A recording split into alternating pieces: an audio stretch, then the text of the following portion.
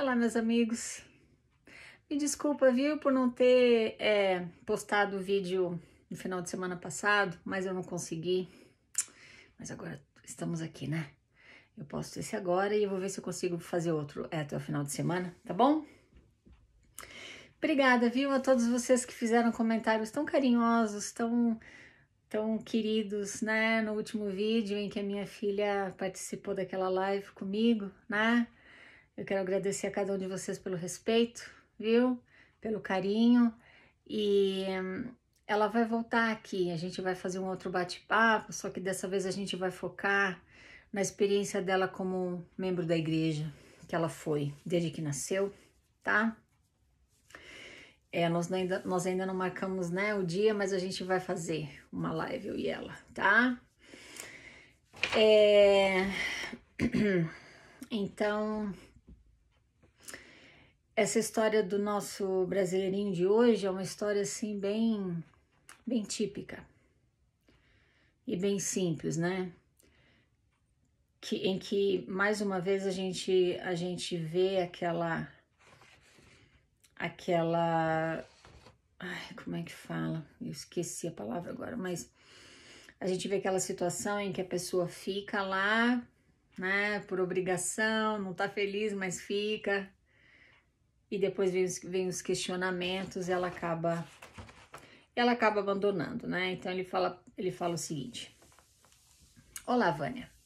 Antes de mais nada, eu queria dizer que gosto muito do seu trabalho e amo seu sarcasmo. Tem gente que odeia meu sarcasmo, né? Mas tem gente que gosta também, né?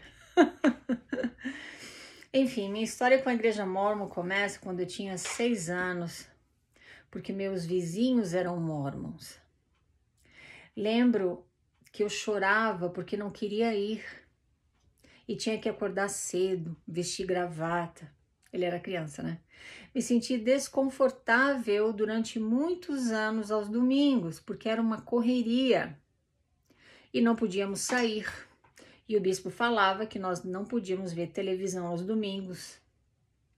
Depois do culto, né, das reuniões, ficávamos o dia inteiro vendo coisas da igreja e eu odiava isso. Porém, fui crescendo e lembro que nessa época minha irmã saiu da igreja e seguiu sua vida sendo católica. Quando os membros souberam disso, eles falaram que minha mãe não estava sendo uma boa mãe e que ela iria para o inferno, pois não impediu que minha irmã saísse da igreja. Pegaram pesado aqui, né, com ela, né? Tempos depois, eu até cheguei a servir o sacramento, mesmo contra a minha vontade. Fui crescendo e já não me sentia bem na igreja. O filho do bispo ficava fazendo umas brincadeiras comigo que eu não gostava. Eu não podia fazer nada porque ele era o filho do bispo. Isso me deixava muito desconfortável e com raiva. Até que veio a pandemia e a igreja fechou durante esse tempo. Durante esse tempo, saí de Santa Catarina e fui para São Paulo passar um tempo na casa dos meus avós. E lá, como eles não são mórmons, eu pude finalmente respirar e ter a paz interior. Foram os melhores meses da minha vida. Quando voltei para Santa Catarina, comecei a pesquisar sobre a igreja, até que achei o seu canal e ele me ajudou a abrir meus olhos. Por dias fiquei muito triste, pensando como pude ser tão enganado. Como pôde um pedófilo, está se referindo a Joseph Smith, tá? Fazer coisas horríveis em nome de Deus e ainda escrever um livro dizendo que aquilo era de Deus? Como eu, sendo negro, frequentei uma igreja que durante 150 anos pregava o racismo? A tristeza foi passando e eu decidi me afastar. Percebendo isso, o bispo me convidou para uma noite na casa dele, que queria conversar comigo. Deve ser ruim para uma empresa perder uma pessoa que depositava 10% do seu salário todos os meses sem questionar. Um dia eu até fiz o cálculo para saber o quanto eu paguei de dízimo durante os 9 anos que paguei fielmente, e o resultado foi uma fortuna. A gente dá a vida para pagar o dízimo, enquanto a primeira presidência vive no luxo com o nosso dinheiro. Às vezes penso que a humanidade não tem salvação. Eu disse que estava com coronavírus e ele me deixou em paz. O bispo. Hoje estou muito mais feliz sendo de uma outra religião e digo com orgulho que não sou mórmon. Meu querido, obrigada, viu, por mandar aqui a tua história pra gente, né? Curtinha, mas muito típica, né? De muitas pessoas que conhecem a igreja, frequentam, né? Não se sentem bem, mas por quaisquer motivos não têm a coragem de questionar, não têm a coragem de sair, né? E você ficou lá mesmo contra a tua própria vontade, pagava o dízimo pelo que você fala aqui fielmente, né? Ele fala aqui sobre o dia do Senhor, né? O dia do Senhor mórmon, que você não pode... Ele diz aqui, né, que o bispo falava que eles não podiam ver televisão e nem sair, né, para se divertir. Então, em alguns locais, realmente, nem televisão pode assistir no domingo, né? Mas você pode trabalhar pra caramba pra igreja. É ou não é? É dia de descanso? É dia de descanso de trabalhar para ganhar dinheiro, mas não é dia de descanso para trabalhar de graça para a igreja. Vai para reunião, vai fazer visita, vai fazer reunião de sei lá o quê. Bora suar a camisa, né? Então, eu sempre tinha isso, assim, isso me incomodava um pouco depois que eu me tornei adulta, né? Que eu não tinha tempo de nada, de fazer nada no domingo, a não ser trabalhar para a igreja, né? Eu pensava, caramba, mas não é um dia de descanso, não, né? Porque você trabalha ali no teu emprego durante a semana toda, você é pago para isso, né? Mas chega no domingo, você não descansa coisa nenhuma, você não pode, né, sair com a tua família ou curtir o dia em casa, não, vai pra igreja, acorda cedo, vai pra igreja, né, passa por todo aquele estresse da aula, dá discurso, faz reunião, faz visita depois das reuniões, vai pra alguma reunião na estaca, serão, ixi, um monte de coisa. Mas enfim, é por aí mesmo, né? Mas pensa nisso, né? O dia do Senhor mórmon é o dia de você trabalhar para a igreja. Bora suar a camisa, de graça. Mas você não vê assim, né? Como membro da igreja você não vê assim, né?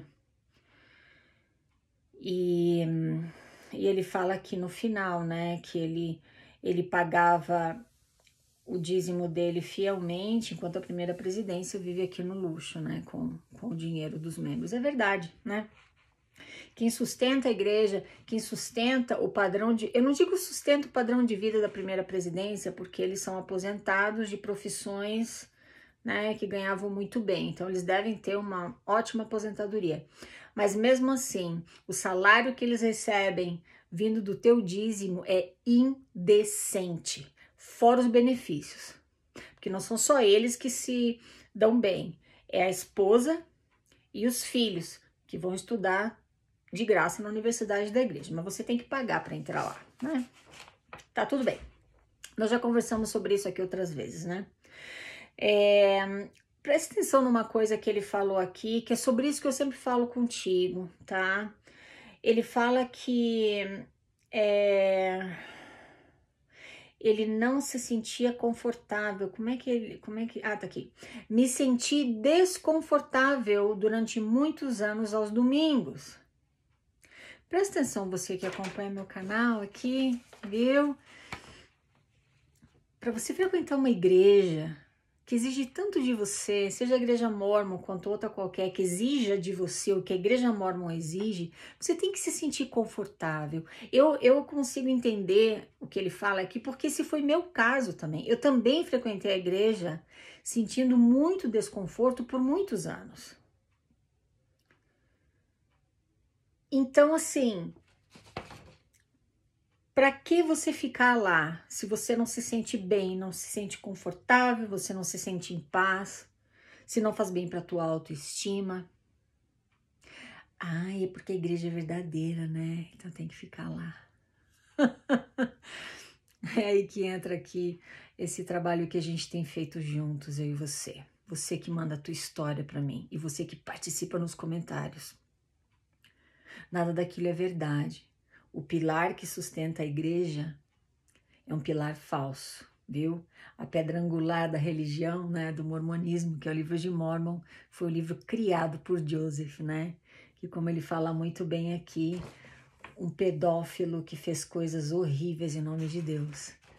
Então, assim, você não está lidando com a única igreja verdadeira sobre a face da terra, porque se ela fosse a única igreja verdadeira sobre a face da terra, eu jamais teria me afastado dela. Eu frequentei todo domingo religiosamente por 35 anos. Quem me conhece sabe.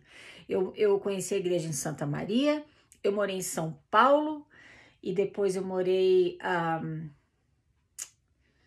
em Florianópolis. Qualquer um de vocês, qualquer pessoa que me conheceu pessoalmente vai te falar se eu me afastei da igreja em algum momento durante esses 35 anos. Jamais.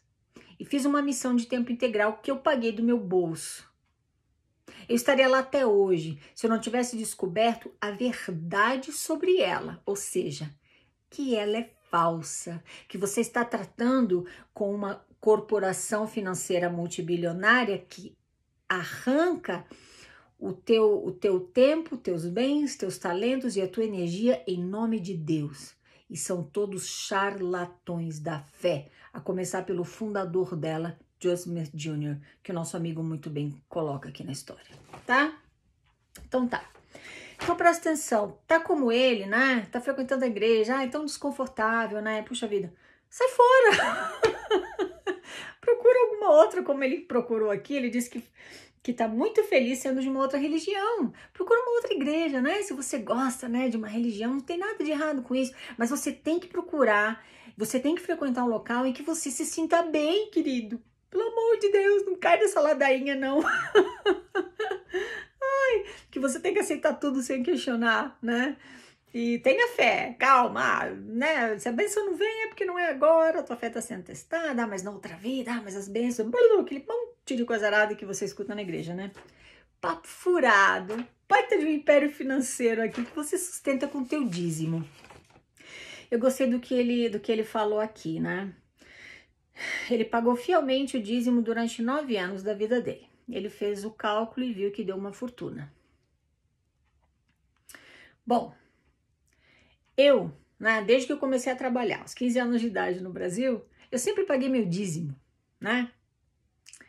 E claro que ao longo dos anos, algumas vezes era mais fácil, né? Outras vezes era apertado, mas o sacrifício estava ali. Principalmente depois que eu me casei, tive meus filhos, né? Era literalmente um sacrifício, né? Que eu tinha que fazer para pagar o dízimo, tinha que abrir mão de outras coisas, né? Para poder pagar o dízimo. Bom, mas eu pagava. Sabe o que eu quero sugerir para você que era como eu e como o nosso querido da história, que enquanto membro da igreja pagava teu dízimo fielmente? Assim, de qualquer jeito você pagava, né?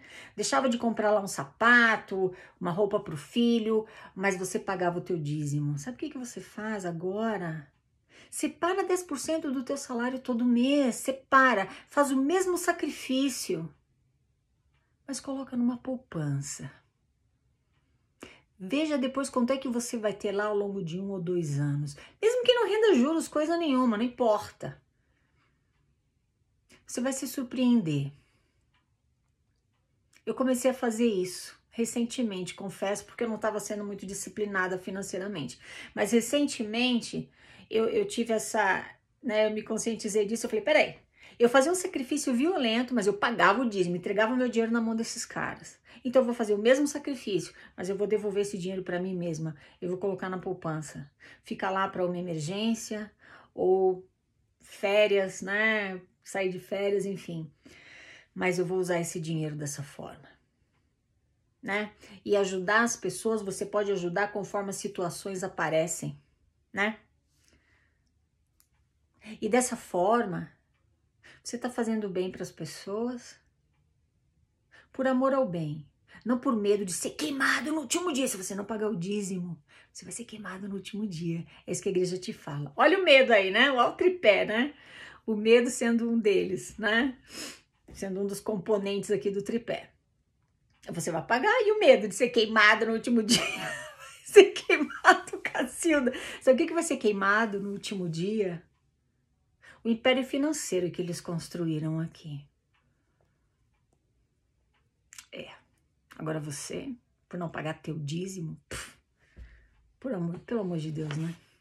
Bom, fica aí o alerta, né? Tá feliz na igreja, tem aquela paz, sente bem, se sente feliz, realizado, autoestima, né, lá em cima, família feliz, fica na igreja, nem assiste meu canal. Time que tá ganhando não se mexe, eu sempre te falo isso. Agora, se você, como esse nosso amigo aqui, não tá feliz, tá desconfortável, não existe absolutamente nada que te impeça de sair de lá de cabeça erguida. Você não deve nada a ninguém. Muito pelo contrário, quem te deve são eles. Nosso amigo pagou dízimo por 9 anos para eles. Para quê? Por uma razão, eu vou dizer. Eu vou arriscar dizer. Porque era a mesma razão pela qual eu pagava meu dízimo também. Bom, 2 razões. Uma, porque o Deus Mormon não te abençoa se você não literalmente pagar para ele, né? Comprar as bênçãos dele. Segundo motivo, medo de ser queimado no último dia.